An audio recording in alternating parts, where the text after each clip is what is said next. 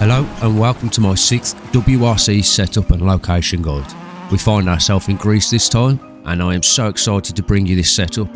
I had so much fun making it, especially after the struggle of getting one to work for Norway. Starting the game up, I had a setup in my head that might be perfect for this Greek rally. Knowing that we will face tight roads and short snappy corners, I knew that the setup needed to be more oversteer based, with a very good front end to get the best turning, and the gear ratios being on the short side due to there not being many straights. I said to myself whilst making it, this is not a rally that we need to deal with any mid-corner understeer, so I believe I managed to completely get rid of any of that. With that in mind, I managed to create this setup after only one test session.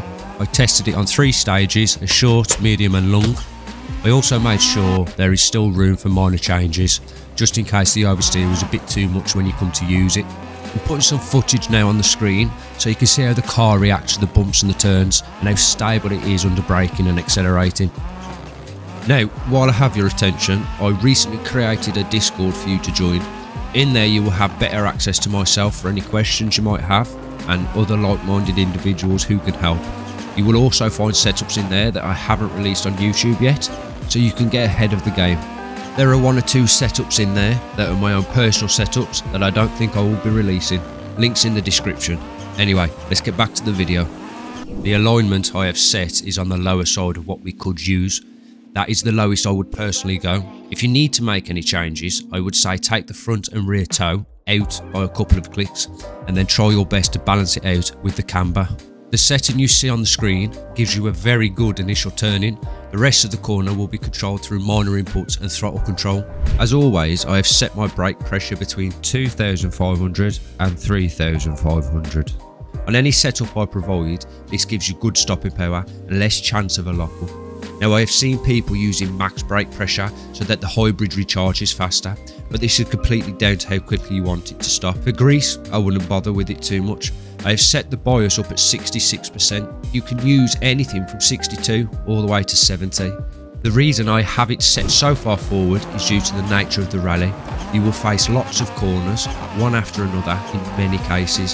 So having a dip on the brake before entering the corner just gives that strong front end more grip to use for even better turning performance. For the handbrake, you can use whatever I have or whatever you like. As I said before, the handbrake should only be used sparingly and rotate the rear of the car at slow speeds. This is an important one for neutralising that mid-corner understeer. So our front and rear locks will be set really low. If you want less mid-corner rotation, then move them to the right a few clicks.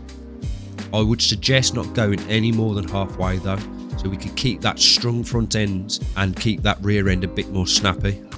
So the dampening settings you probably have already used if you have used any of my other setups. I feel those settings are the best. If you want to change them, again, do so in little increments as to not throw off any of the other settings. In the suspension, set your ride height at about 50mm for both front and rear. It's a good baseline for ride height. Maybe go 10mm either way if you want to change it. The anti-roll bars are set low. I would say leave them there. Due to this being a dirt rally, having any of your tyres not on the surface is only going to be a detriment for you. Spring rates both set at 74. Again, being a dirt rally, firmer springs just complement the rest of the setup. As for the gears, as I stated before, short snappy gears just for better acceleration, as you will face a lot of tight twisty sections. So that was it for the setup, but I do have a little challenge for you. I managed an 8-minute flat, putting me 139th on the leaderboard for my first time trying. Go onto that stage and try and beat that time, then let me know in the comments where you placed. I hope that this brings your experience of the Greek rally into a better place. I know how frustrating it can be. It's full on all of the time, with not much time to think. But with the right setup, it just makes everything easier. So this one was a bit of a longer video, but I wanted to get the strengths of this setup out so you can understand how it works better. So remember to join that Discord channel.